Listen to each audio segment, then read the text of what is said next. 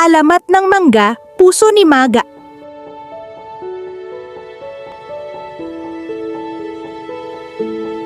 Noong unang panahon, may isang dalagang nagngangalang Maga.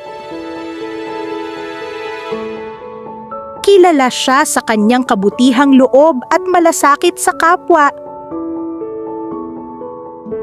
Nagbibigay siya ng pagkain sa mga nagugutom, kahit kaunti na lang ang natitira sa kanya.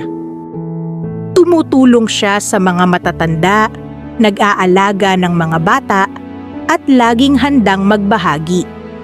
Madalas din siyang dumalaw sa mga may sakit upang magbigay ng pag-asa at kalinga. Ngunit dumating ang panahon na siya'y nagkasakit. Kahit nanghihina, patuloy pa rin siyang nagbigay at nagbahagi. Hanggang sa tuluyan siyang pumanaw, iniwan ang baryo na nagdadalamhati. Ngunit ang kanyang huling hangarin ay makatulong pa rin sa kapwa. Itinanim ng mga tao ang kanyang puso sa lupa. Laking gulat nila nang tumubo ang isang puno na may kakaibang bunga.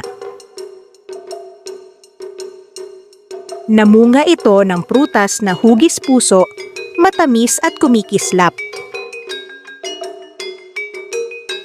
Tinawag nila itong mangga hango sa pangalan ni Maga.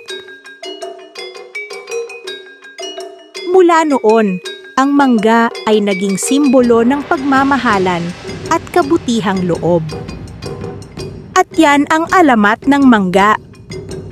At dito nagtatapos ang ating kwento.